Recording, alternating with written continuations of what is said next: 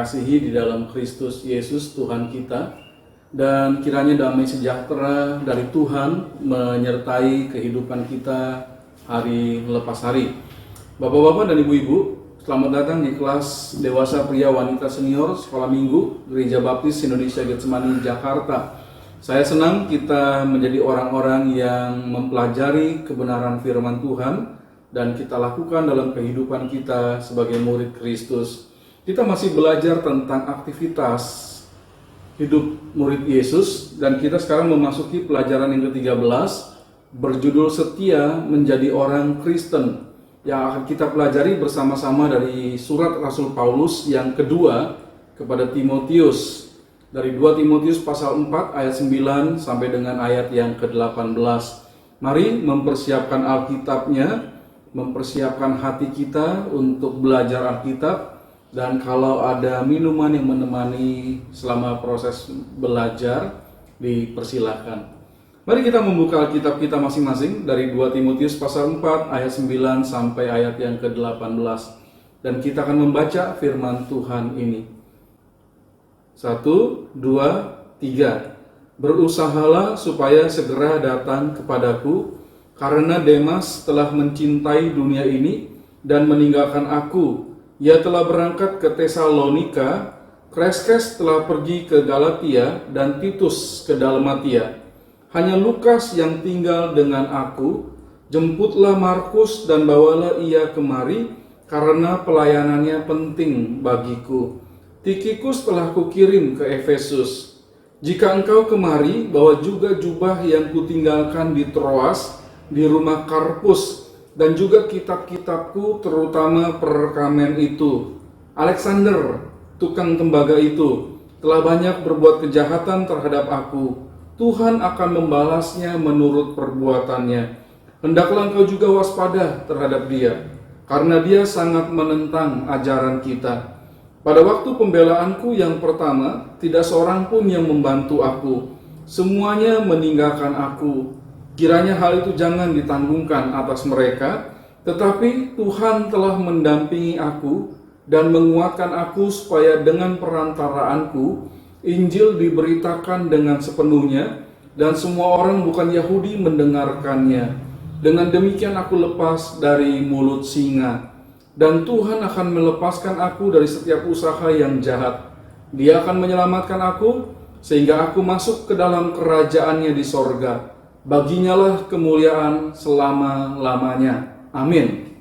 Mari kita akan berdoa terlebih dahulu sebelum kita mempelajari pelajaran kita yang diambil dari kitab Rasul Paulus kepada Timotius, 2 Timotius 4 ayat 9 sampai 18. Mari kita akan berdoa. Bapa dalam surga, saat ini kami menyerahkan pembelajaran Alkitab kami tentang setia sebagai orang Kristen yang akan kami pelajari bersama dari firman-Mu, 2 Timotius 4 ayat 9 sampai 18. Dan terima kasih untuk kesehatan yang Bapa berikan bagi kami semua, dan hati yang rindu untuk belajar firman Tuhan. Kami siap belajar firman-Mu, di dalam nama Tuhan Yesus kami sudah berdoa. Amin. Pelajaran kita minggu ini membawa kita untuk menjadi orang Kristen yang setia.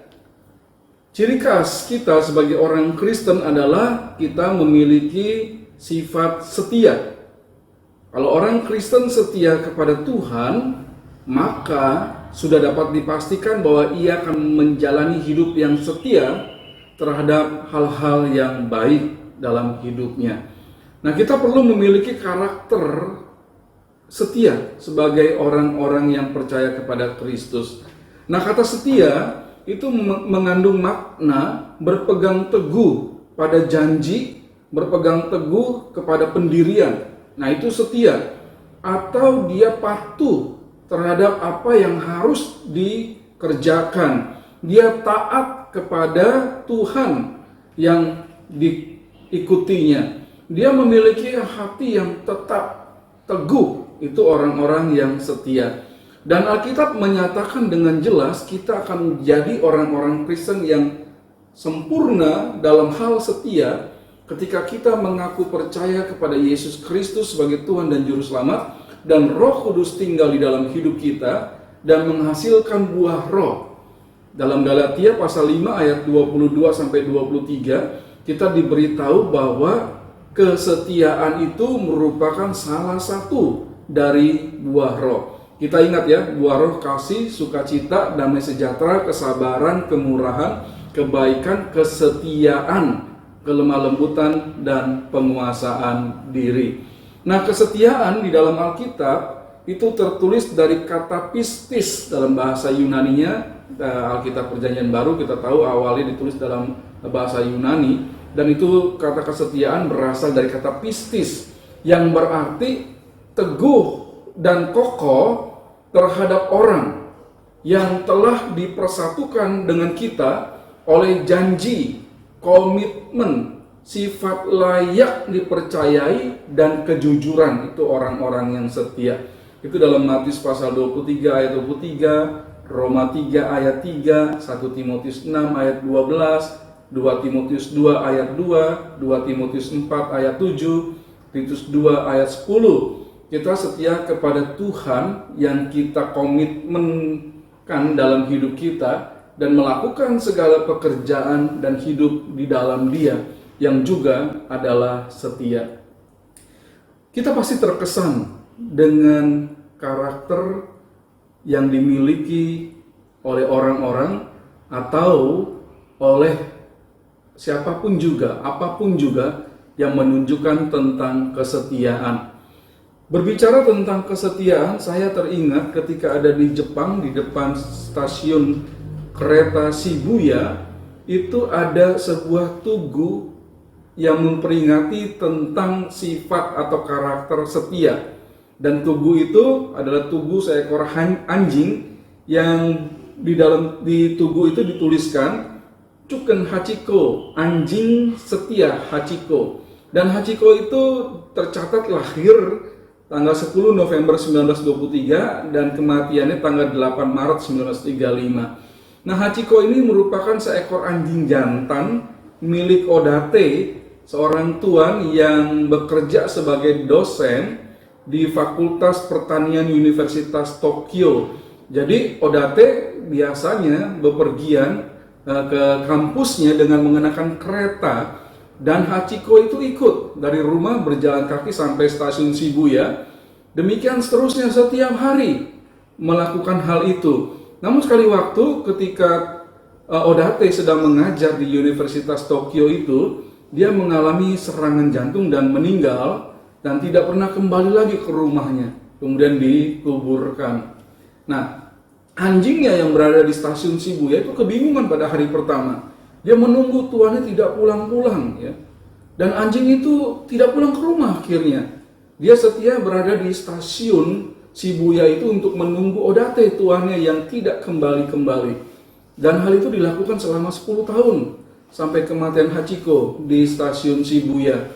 Dan orang-orang yang melihat anjing itu setiap hari akhirnya menaruh kasihan, ya. Ada yang memberi makan, ada yang mengelus-ngelusnya, dan melihat Hachiko itu terus tinggal di stasiun Shibuya 10 tahun lamanya menantikan kepulangan tuannya Odate sampai anjing itu meninggal. Jadi dia memiliki kesetiaan, ya, sebagai seekor anjing yang menanti tuannya untuk kembali. Kita patut menaruh penghargaan yang tinggi terhadap siapapun atau apapun yang memiliki sifat atau watak kesetiaan.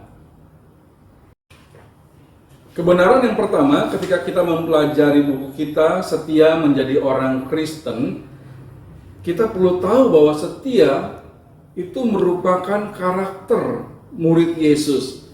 Kalau kita melihat dalam 2 Timotius pasal 4, ayat yang ke-9 sampai dengan ayat yang ke-13, berusahalah supaya segera datang kepadaku, karena Demas telah mencintai dunia ini dan meninggalkan aku. Ini contoh ketidaksetiaan yang dimiliki oleh seseorang bernama Demas. Ia telah berangkat ke Tesalonika, Kreskes telah pergi ke Galatia, dan Titus ke Dalmatia. Hanya Lukas yang tinggal dengan aku. Jemputlah Markus dan bawalah kemari, karena pelayanannya penting bagiku. Tikhikus telah kukirim ke Efesus. Jika engkau kemari, bawa juga jubah yang kutinggalkan di Troas di rumah Karpus. dan juga kitab-kitabku, terutama perkamen itu. Nah, bapak-bapak dan ibu-ibu, setia itu merupakan watak, sifat, atau karakter yang mengandung makna sifat batin yang memengaruhi segenap pikiran, perilaku, budi pekerti, dan tabiat yang dimiliki manusia atau makhluk hidup lainnya. Nah, orang Kristen, kita dalam menjalani aktivitas atau kegiatan kita dalam hidup sehari-hari, kita perlu menunjukkan karakter setia. Itu yang firman Tuhan ingin kita lakukan, kita miliki dalam hidup ini. Nah, Rasul Paulus menuliskan suratnya yang kedua kepada Timotius pada tahun 67 yang berisi untuk membawa Timotius saat itu dan kita sekarang ini bertekun dan tabah dalam hidup sebagai orang Kristen. Jadi di situ ditunjukkan juga bagaimana ketika kita menghadapi segala sesuatu, hadapilah dengan tekun, tabah, dan ini menunjukkan sifat setia. Nah, surat 2 Timotius ini diyakini merupakan surat terakhir yang ditulis oleh Paulus sebelum dia mengalami kematian dengan kepala dipenggal di kota Roma pada tahun 67. Di akhir suratnya kepada Timotius, 2 Timotius 4 ayat 9 sampai 13, Paulus menuliskan beberapa orang, masing-masing dengan karakternya. Kita mengetahui yang pertama, dia menuliskan surat ini kepada Timotius. Dia mengatakan, berusahalah juga segera datang kepadaku. Jadi Timotius diminta untuk segera datang kepada Paulus, sekalian membawa jubahnya. Jadi waktu menuliskan surat ini, Paulus ada di penjara kota Roma. Dia ada di tempat yang pasti dingin, karena jubah yang diminta oleh Rasul Paulus itu merupakan suatu pakaian terusan dari atas sampai bawah, dari leher sampai bawah, itu memiliki lubang satu ya, jadi hanya untuk memasukkan kepala, dan itu menutupi seluruh tubuhnya, itu jubah. Jadi kita melihat bahwa Paulus mungkin dalam keadaan dingin di penjara itu, dia minta Timotius, datanglah segera, bawalah jubah itu, dan juga kitab-kitab, ya, serta perkamen. Itu pasti berisi tentang firman Allah, firman Tuhan, ya. Nah, kita tahu ya, kalau orang-orang percaya itu ketika menghadapi saat-saat akhir hidupnya, perlu sekali dia membaca firman Tuhan, mempersiapkan diri untuk menghadap kepada Tuhan. Nah, kita diberitahu oleh firman Tuhan bahwa rupanya Timotius seseorang yang setia ya. Dia sedang melayani di Efesus. Kalau kita melihat 1 Timotius 1 ayat 3. Paulus menulis surat ini, Timotius sedang melayani di Efesus. Dia setia melayani gereja, dan Timotius juga merupakan pelayan Tuhan, anak rohani dari Rasul Paulus yang setia juga melayani Paulus. Yang kedua, di situ dituliskan nama Demas yang telah mencintai dunia ini dan meninggalkan Paulus untuk pergi ke Tesalonika. Demas itu pernah disebut teman sekerja. Kalau kita melihat Filemon pasal 1 ayat 24, Filemon itu hanya satu pasal ya, jadi kita bisa menyebutnya juga dengan Filemon 24. Dia disebut sebagai teman-teman sekerja ya, Demas itu. Namun kemudian yang menarik, ketika Rasul Paulus menulis Kolose pasal 4 ayat 14, dia mencatat hanya nama Demas tanpa keterangan apapun juga. Boleh dilihat nanti ya, kita melihat dalam firman Tuhan Kolose 4 ayat 14. Di situ dikatakan, salam kepadamu dari tabib Lukas yang kekasih, ya, tabib Lukas yang kekasih, dan dari Demas. Jadi mulai sudah berkurang ya, dari teman sekerja kemudian hanya disebut namanya saja. Lalu kemudian dalam 2 Timotius pasal yang keempat ayat yang ke-10 ini malah sudah dikatakan Demas telah mencintai dunia. Jadi jelas bahwa Demas ini sebagai contoh karakter orang yang tidak setia. Kita diingatkan oleh firman Tuhan, berhentilah dan segeralah berbalik ketika kita menempuh jalan hidup yang salah, jalan hidup yang tidak setia, segeralah berbalik. Kemudian Rasul Paulus menyebut nama seorang yang bernama Kreskes. Memang Alkitab kemudian tidak menyebut keterangan apapun juga tentang orang yang memiliki nama Kreskes ini. Lalu ada nama Titus. Nah, kita tahu bahwa dalam Alkitab Paulus menyebut Titus sebagai anakku yang sah. Itu 1 ayat 4. Titus kemudian diutus untuk menyelesaikan permasalahan yang terjadi di Korintus. Kalau kita melihat 2 Korintus pasal 2 ayat 13, 2 Korintus 7 ayat 6 dan ayat yang ke-13 serta 2 Korintus 12 ayat 18. Titus merupakan orang Kristen atau pelayan Tuhan yang sangat setia. Yang kelima, ada nama seseorang yang disebut dengan panggilan Lukas. Dan dikatakan dalam surat Paulus kepada Timotius yang kedua, dia mengatakan Lukas tinggal dengan aku.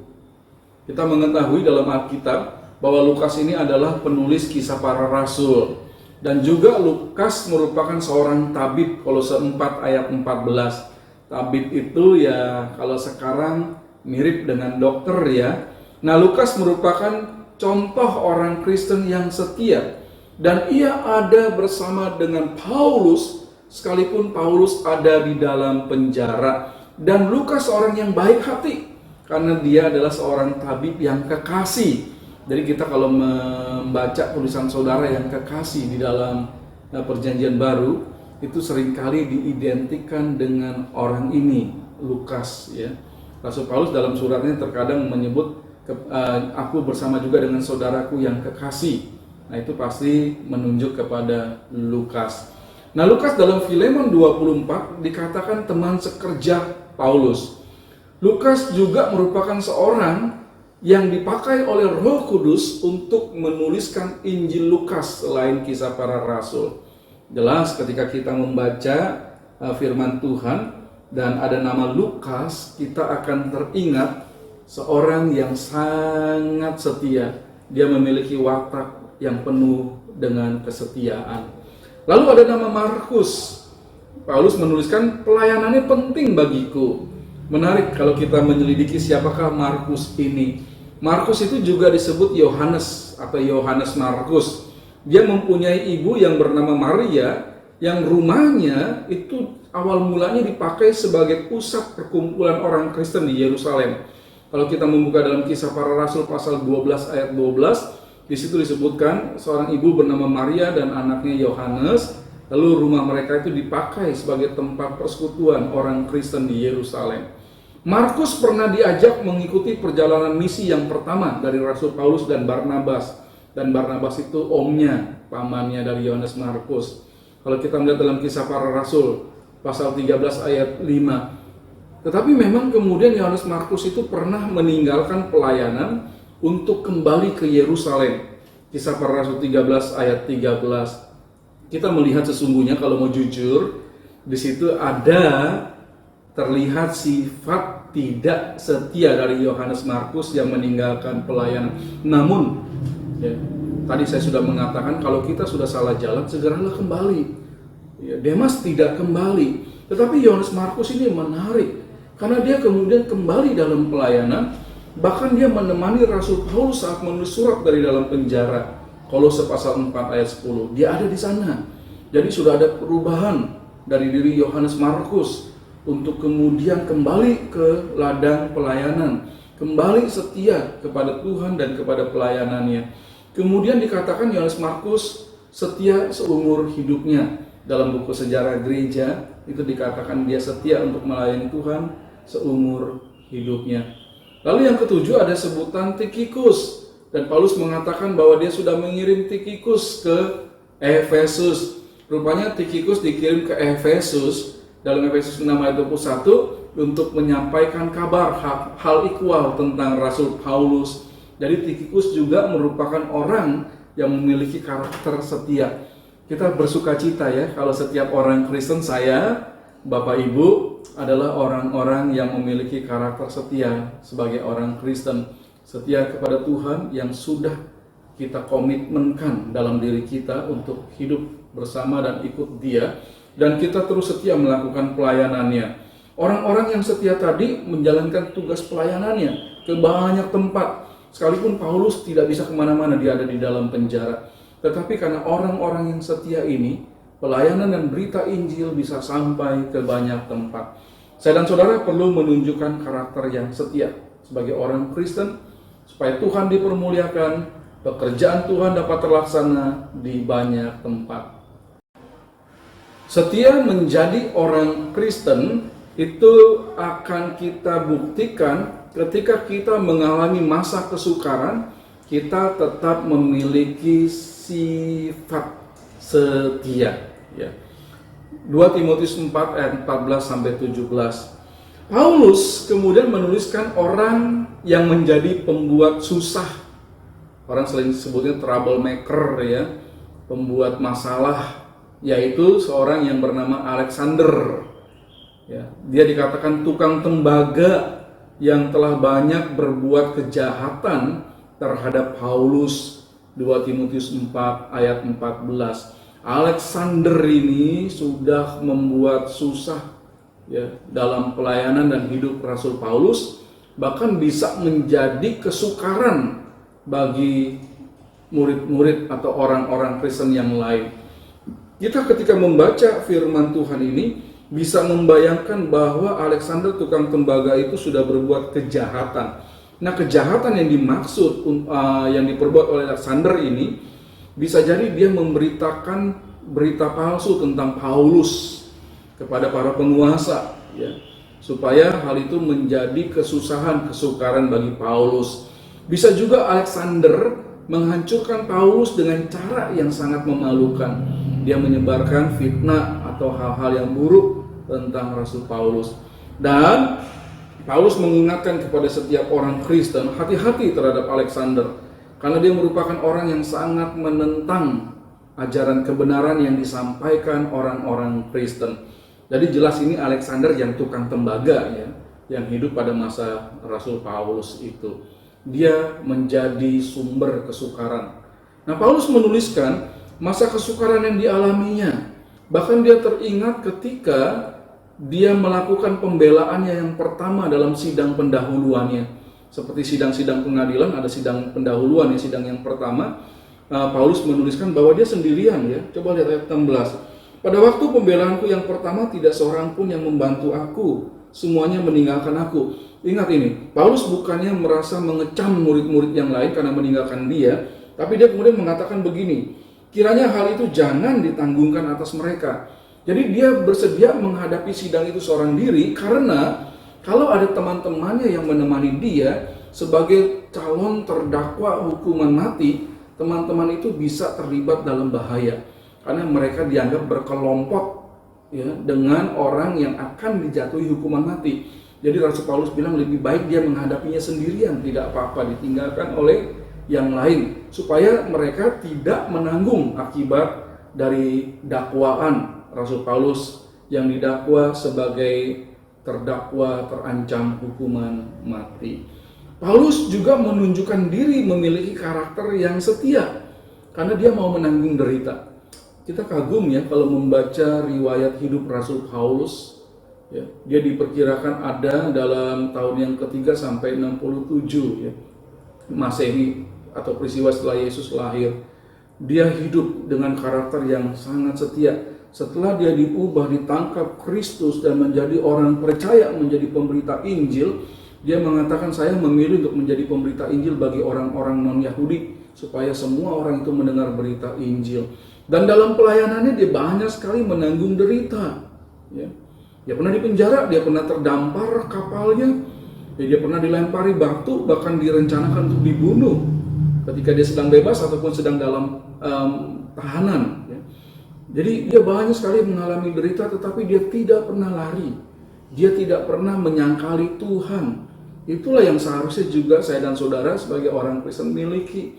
Paulus mengatakan dia bisa kuat karena dia tahu bahwa Tuhan Yesus bersama dengan dia. Kalau kita melihat ayat yang ke-17, Tuhan telah mendampingi aku dan menguatkan aku. Jadi dia tahu ada Tuhan, ya, yang membuat dia tetap kuat dan membuat dia tetap memberitakan Injil sekalipun dalam penjara dan menghadapi penderitaan. Jadi kita mendapati bahwa Paulus adalah orang yang memiliki karakter setia, ya, sekalipun dia diuji dengan mengalami masa-masa kesukaran. Bagaimanakah dengan kita yang hidup di sekarang ini sebagai orang-orang Kristen yang setia, ya, ketika kita sedang menghadapi penderitaan? Saya ingin kita jawab bersama-sama, ya. Saya memikirkan pertanyaan yang membutuhkan jawaban yang tulus dari kita. Kita menjadi menderita dikarenakan orang yang memusuhi kita karena kita beriman kepada Kristus Yesus. Bisakah kita tetap setia? Orang memusuhi kita, orang memusuhi saya, orang memusuhi bapak dan ibu, karena kita adalah orang yang beriman kepada Yesus, mereka nggak senang. Bisa jadi mereka bukan tidak senang karena kita, tetapi karena iman kita kepada Yesus. Bisakah kita tetap setia? Bisa. Ya. Berikan alasannya.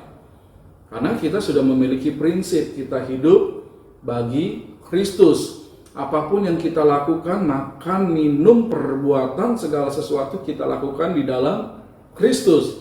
Jadi, sekalipun ada orang yang memusuhi kita, kita tidak akan memusuhi mereka kembali, tetapi kita akan tetap menunjukkan kesetiaan kita di dalam iman kepada Yesus Kristus. Yang kedua, kita mendapatkan banyaknya berita palsu tentang iman Kristen. Bisakah kita tetap setia? Bisa, ya. Kita melihat sekarang lah buktinya.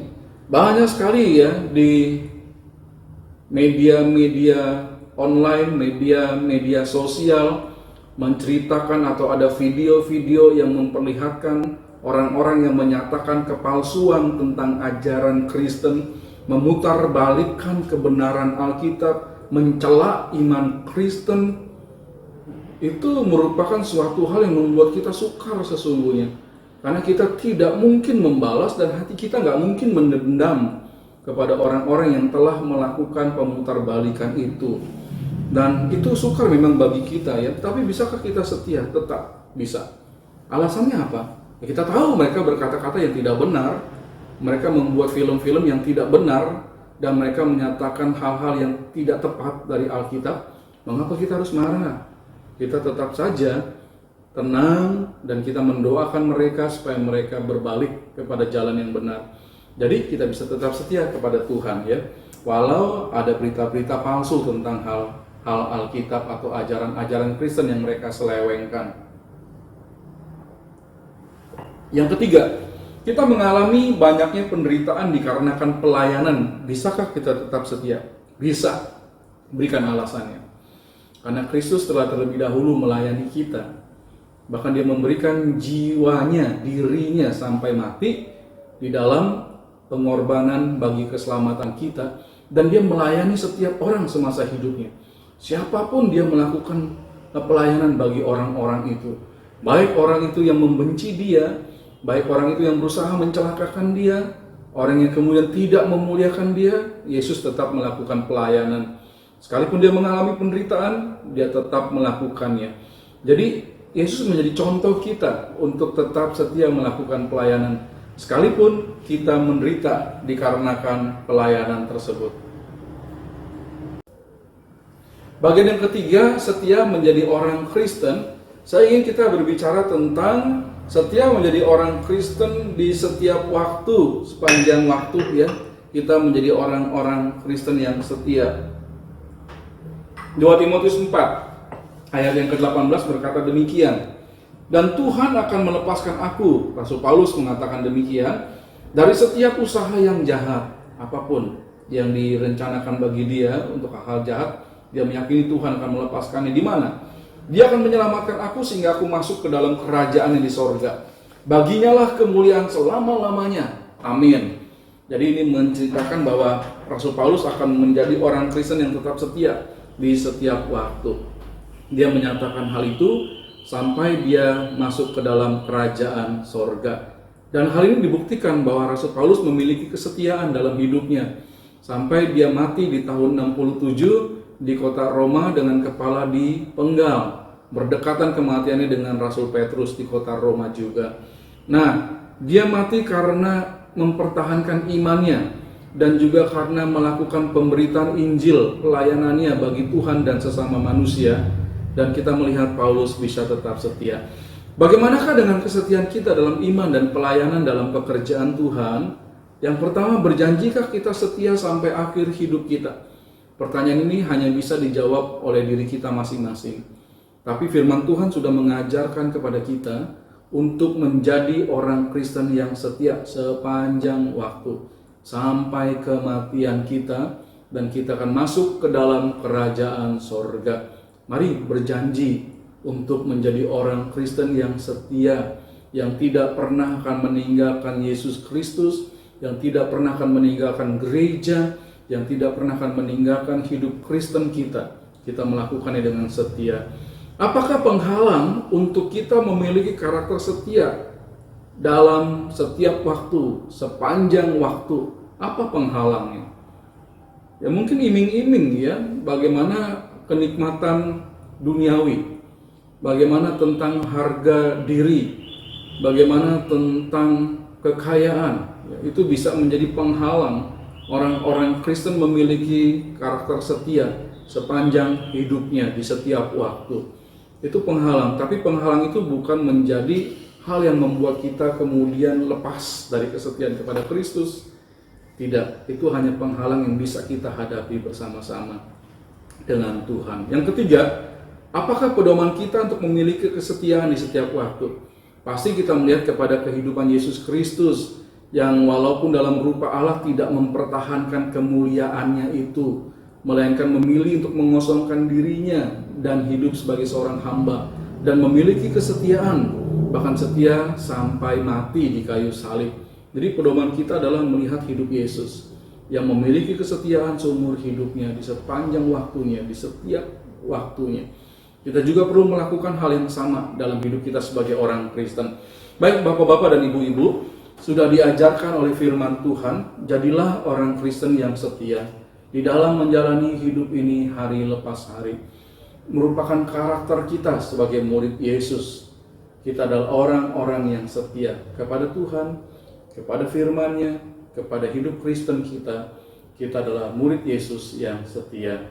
Kesetiaan itu diuji ketika kita mengalami masa kesukaran. Dan masa kesukaran apapun juga tidak membuat kesetiaan kita luntur terhadap Tuhan, dan kasih kita kepada Tuhan tidak pernah akan hilang.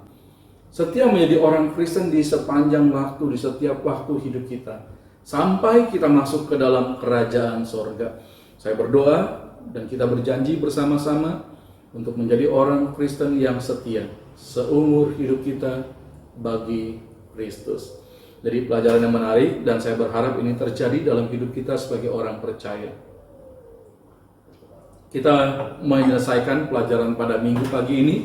Kita akan mengakhirinya dalam doa, dan sampai bertemu minggu depan kita akan mempelajari pelajaran yang baru. Mari kita akan berdoa bersama-sama.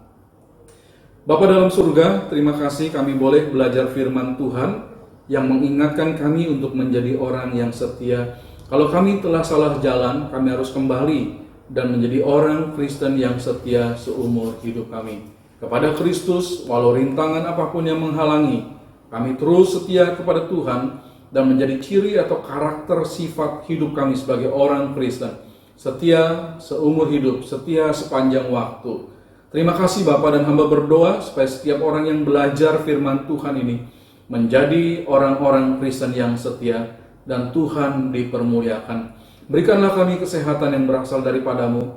Lindungilah kami dari segala yang jahat ya Bapa, dan berkatilah kami dengan berkat yang berasal dari Tuhan. Terpujilah Tuhan, di dalam nama Tuhan Yesus kami sudah berdoa. Amin. Sampai bertemu minggu depan, Tuhan memberkati.